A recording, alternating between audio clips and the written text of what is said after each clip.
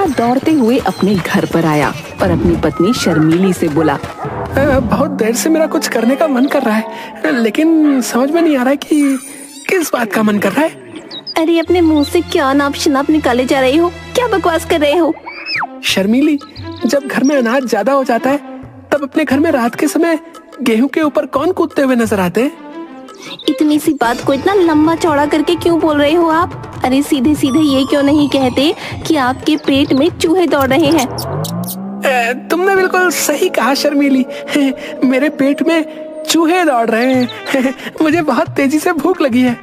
वाह, वैसे तो तुम सब कुछ भूल जाते हो, आज तुम मेरा नाम भी नहीं भूले, और तो और हमेशा की तरह तुम खाना भी नहीं भूले। जल्दी से मेरे लिए एक थाली भोजन की लगाओ। घर में कुछ नहीं है, काम काज तो तुम करते नहीं हो, जाओ बाहर जाकर कुछ कमा कर लेकर आओ, खाना तभी बनेगा। मैं दूसरों के घर पर काम करते करते अब थक चुकी हूँ। और सुनो, अब इस घर में तभी घुसना जब जेब में तुम्हारे पैसा हो। इतना बोलकर शर्मीली ने धक्के देकर पुट्ठा को उसके ही घर से बाहर निकाल दिया। बाहर जाकर पुट्ठा क्रोधित होकर अपने घर की ओर देखकर बोला, ये कजरी भी ना अपने आप को पता नहीं क्या समझती है।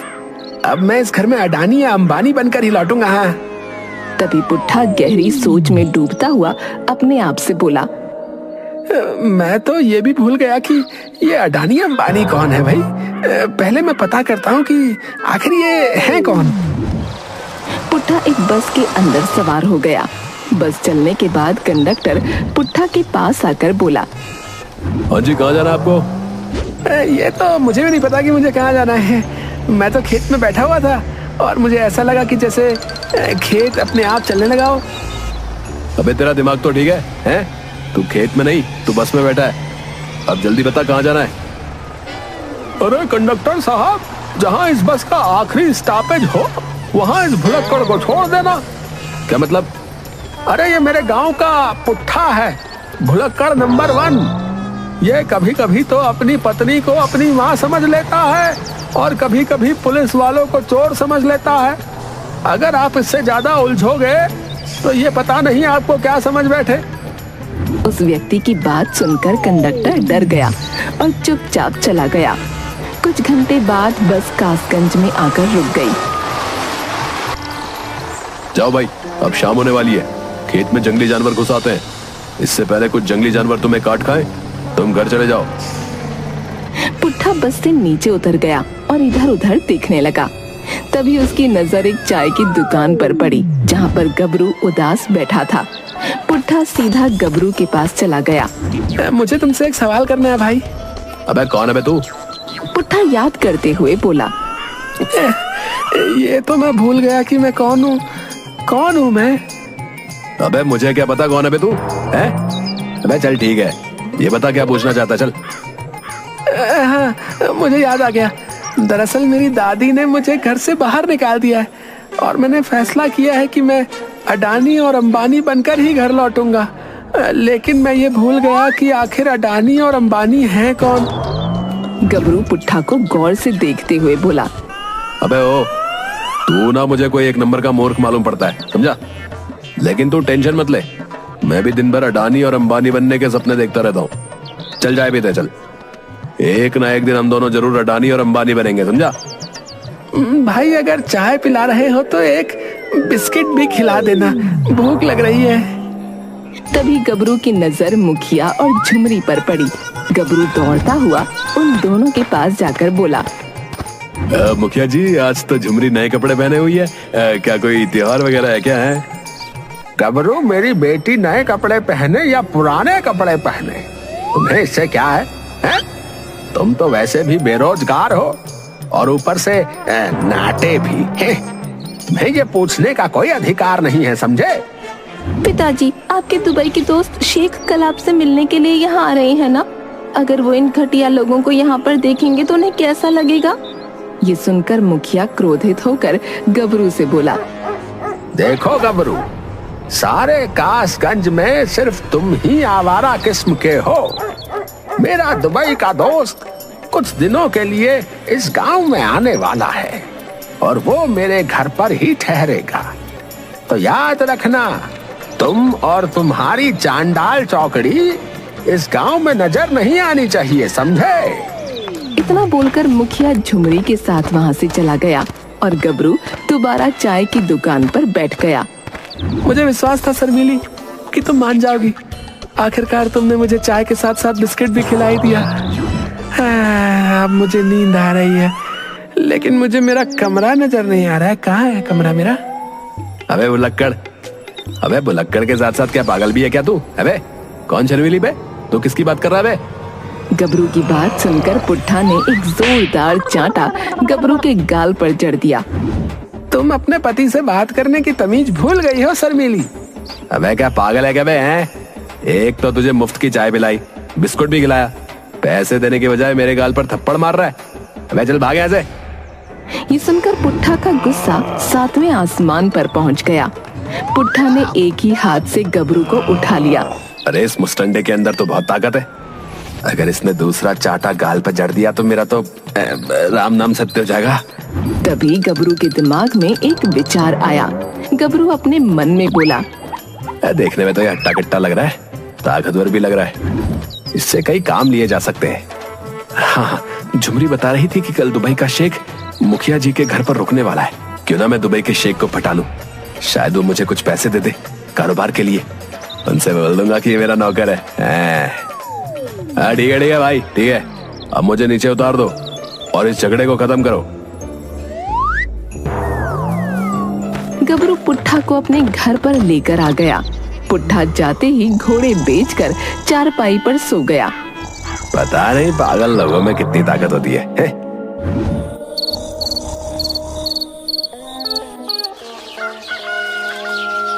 अगले दिन पुट्ठा जब सोकर उठा तो वो सही था।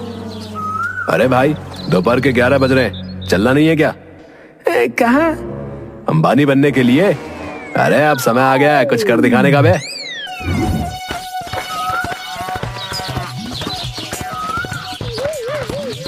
गबरू पुट्ठा को लेकर सीधे मुखिया के घर पर चला गया, जहाँ पर एक लंबा चौड़ा व्यक्ति शेख जैसे कपड़े पहने हुए था। मुखिया गबरू को देखकर चौंकते हुए बोला, अरे ओ गबरू, तुमसे मैंने कल मना किया था यहाँ आने के लिए, है? उसके बावजूद भी तुम यहाँ आ गए, और साथ में ये किस निठल्ले को लेकर आए हो तुम्हें? ये कोई निठल्ला नहीं है मुखिया जी, समझे? मेरा नौकर है, नौकर। नौकर? जहाँ तक मैं जानता हूँ तुम तो खुद दूसरों की नौकरी करते फिरते हो। बकवास मत करो मुखिया, मैं शेख साहब से कुछ बातें करने के लिए आया, समझे? तभी दुबई का शेख मुखिया की ओर देखकर बोला, ओए, तुम्हारे कंट्री में लोग इतना छोटा होते और कुछ लोग इतना लंबा चौड़ा होती, ये तो गजब का कंट्री मालूम पड़ती। ओए ओए। मुखिया के बोलने से पहले ही गबरू हंसता हुआ शेख के पास आकर बोला, शेख साहब, हमारे कंट्री में जिन लोगों का कद छोटा होती उनकी बुद्धि बहुत ज्यादा तेज होती। फिर तो हमको मजा आ जाती, हम ऐसे लोगों के साथ काम करना चाहती और यहाँ से सैकड़ों रुपए कमा के अपनी कंट्री ले जाना चाहती। अरे शेख साहब, काहे को तुम इनकी बातों में आती है? ये तुम्हें बर्बाद करके भाग जाती। नहीं नहीं मुखिया, हम बहुत बड़ा दुबई में व्यापारी होती। इस नाटे को देखकर ही हम बेचैन गई कि इसमें गजब की बुद्धि होती। हम कुछ देर इसके साथ बाहर होकर आती, तब तक तुम हमारे लिए खाना बनाती। शेख गबरू और पुट्ठा के साथ बाहर निकल गया। गबरू दुबई के शेख को चाय की दुकान पर लेकर आ गया और चाय के दुकानदार से बोला, हमारे दोस्त दुबई के शेख के लिए मलाई वाली जल्दी से चाय तैयार करती। दुकानदार ने शेख को मलाई वाली चाय पकड़ा दी। ओए ओए, इस चाय का स्वाद तो बहुत अलग मालूम पड़ती। अब हम तुमको जल्दी से बताती कि हम किस जगह अपना पैसा इन्वेस्ट करती। ओए ओए, इससे हमको बहुत सारा मुनाफा होती। मेरे दिमाग में एक योजना आती शेख साहब, ये इंडिया होती और यहाँ पर खाने में छोले भटूरे बहुत पसंद करी जाती। आप मुझे इतना पैसा देती कि मैं छोले भटूरे की दुकान खोलती और शाम को आपको पैसों की गड्डी पकड़ाती।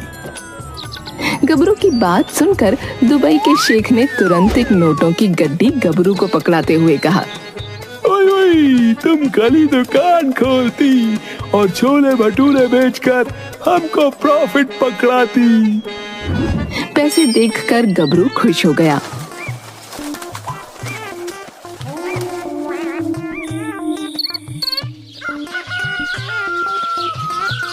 अगले दिन गबरू छोले भटूरे की दुकान खोलकर बैठ गया। तभी वहाँ पर दुबई का शेख आ गया।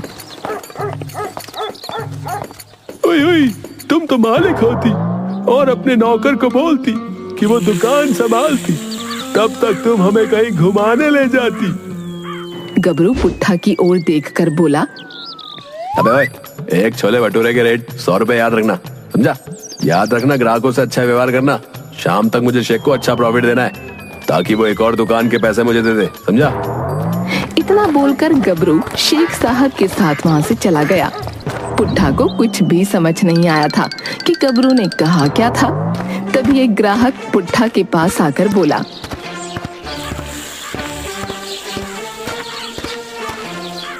लगता है ये नई दुकान है। एक छोला भटूरा कितने का है? पुट्ठा उस ग्राहक को बहुत ही गौर से देखने लगा। अचानक उसने एक जोरदार चांटा उस ग्राहक के गाल पर जड़ दिया। मार क्यों रहा है भाई? एक पति अपनी पत्नी से पैसे लेगा क्या? है? मैं तुम्हारी तरह नहीं हूँ शर्मीली। लगता है कोई पागल है। अरे भाई, तो मुझे मुफ्त में दे दो। पुट्ठा ने मुस्कुराते हुए उस ग्राहक को छोले भटूरे पकड़ा दिए। शाम तक पुट्ठा ने सारे छोले भटूरे गांव वालों को मुफ्त में बांट दिए कि वो भूल चुका था कि उसे पैसे भी लेने हैं। शाम को गबरू शेख के साथ वहां आकर पुट्ठा से बोला, अबे हो, कितने की बिक्री हुई? बकरी? तुमने मुझे कब बकरी दी थी? अबे शाम तक तूने कितने छोले भटूरे बेचे? तुमने तो कहा था लोगों को छोले भटूरे खिलाने, तो मैंने सब खिला दिए। अबे इसका मतलब तूने पैसे नहीं लिए क्या है बे? नहीं, क्योंकि जब तुमने मुझे चाय और बिस्कुट मुफ्त में खिलाए थे तो क्या तुमने मुझसे पैसे लिए थे? गबरू सर पकड़कर बैठकर चीखते हुए बोला, अबे मुझे बर्बाद कर दिया। ओए ओए, क्या बात होती? तुम क्यों रोती? हमको हमारा प्रॉफिट का पैसा कब देती? गबरू अपने मन में बोला, अब इस मूर्ख को कैसे समझाऊं कि इसका पैसा इस भुलक्कड़ ने दोनों हाथों से लुटा दिया है। संपत और कप्ता काफी देर से गबरू और शेख को देख रहे थे। वो दोनों गबरू के पास आ गए। संपत गबरू के कान में बोला, अबे ओ, तुम एक नंबर के मूर्ख हो गबरू। क्या कहना चाहते हो संपत भाई? अरे एक नई कंपनी आई है, चिट फंड कंपनी। तुम दुबई के शेख का पैसा उसमें इन्वेस्ट करवाओ, 10 दिन के अंदर पैसे डबल। क्या तुम सच बोल रहे हो? अगर मेरी बात का विश्वास नहीं आता तो कप्तान से पूछ लो। संपत भाई कभी झूठ नहीं बोलते गबरू। तुम चाहो तो हम अभी के अभी इसी वक्त तुम्हें उस कंपनी के ऑफिस में ले जा सकते हैं। ओए ओए, ये तुम दोनों चुपके चुपके क्या बातें करती? हमको भी बताओ। ओए शेख साहब, अगर आपके पास एक ऐसी मशीन आ जाए जिससे आपका पैसा डबल हो जाए तो आपको कैसा लगेगा? हमको तुम्हारी कोई भाषा समझ नहीं आती, हमको हमारी भाषा में समझाती। अबे यार, अबे हमारे इंडिया में एक ऐसी कंपनी होती जिसमें तुम जितना रुपया इन्वेस्ट करती वो 10 दिन के अंदर आपको दुगना पैसा प्रॉफिट कमा कर देती। ओए ओए, ये तो बहुत अच्छी बात होती। इस तरह की कंपनी तो सिर्फ इंडिया में ही होती। हम अभी उस कंपनी में बहुत सारा पैसा लगाना चाहती। पैसे की बात सुनकर दुबई का शेख छोले भटूरे की प्रॉफिट की बात भूल ही गया और उसी दिन अपना सारा पैसा गबरू, संपत और कप्ता के साथ चिटफंड कंपनी में लगा आया। 10 दिन बाद मुखिया शेख से बोला, शेख साहब, मुझे लगता है कि आपने गबरू के साथ सौदा करके बहुत बड़ी गलती कर दी है। अरे तुम उस नाटे को नहीं जानती, उसकी बुद्धि कितनी तेज होती। अभी कुछ देर बाद हम बहुत सारा पैसा यहाँ लाती और उसमें से कुछ पैसा तुमको देती ताकि तुम अपनी बेटी का विवाह धूमधाम से कराती। इतना बोलकर शेख सीधे गबरू के पास चला गया। चलो चलती, आज 10वां दिन है, हमको हमारा डबल प्रॉफिट का पैसा मांगती। गबरू शेख साहब को इस चिटफंड कंपनी के ऑफिस में ले गया, मगर ताला लगा देखकर गबरू को चक्कर आते हुए महसूस हुए। ओए ओए, क्या होती? तुम अपना सर पकड़ कर क्यों बैठती? नथनिया, मुझे याद आ गया कि मैं कहाँ रहता हूँ। मुझे अपनी पत्नी की याद आ रही है। अबे वो मुंह बंद कर। मेरा नाम नथनिया नहीं है, गबरू है, समझा? लेकिन मुझे मेरी नानी याद आ गई। मुझे तो लगता है कि संपत और कप्तान ने मुझे चूना लगा दिया। तभी गबरू के कानों में इंस्पेक्टर की आवाज टकराई। अरे तन्ने बिल्कुल सही कहा रे नाट्य गबरू। ये संपत और कप्ता जो है पिछले 10 दिनों से फरार हैं। न जाने कितने लोगों के पैसे लेकर कोई चिटफंड कंपनी नाम की फ्रॉड कंपनी खोली थी उन्होंने। ये आवाज सुनकर दुबई के शेख को चक्कर आते हुए से महसूस होने लगे। ओए ओए, हम तो बर्बाद हो गए। अब हम क्या करती? हमारे पास तो हमारा कंट्री में जाने का किराया तक नहीं बचती। अरे क्यों रे? अरे तुम अपने आप को बहुत ज्यादा अक्लमंद समझती है भाई। तभी वहाँ पर शर्मीली आ गई। सत्यानाश जाए तुम्हारा, कहाँ कहाँ नहीं ढूंढा तुम्हें। वो तो भलाओ हमारे गांव के उस व्यक्ति का जिसने बताया कि बस ने तुम्हें कासगंज में उतार दिया था। पिछले 2 दिनों से तलाश रही हूँ तुम्हें। अरे ये भुलक्कड़ निठल्ला तुम्हारा पति है, इसे मेरी आंखों के सामने से दूर ले जाओ। सब कुछ इसी की वजह से हुआ है। ना ये मुफ्त में छोले भटूरे बांटता और ना मैं संपत और कप्ता की बातों में आता। अबे 1.5 फुटिए, ज्यादा बकबक मत कर, आगे ही दिमाग का दही हो रखा है। चल हट आगे से। शर्मीली अपने पति पुट्ठा को वहाँ से ले गई। शेख रोता हुआ गबरू से बोला, तुम हमको बर्बाद कर देती, अब हम क्या करती? अरे अब जब तक संपत और कप्ता पकड़ा न जाती तब तक तुम अपना पैसा भूल जाती। गबरी, हम तुमको नहीं छोड़ती, हम तुमको मार डालती। इतना बोलकर शेख गबरू के पीछे भागने लगा।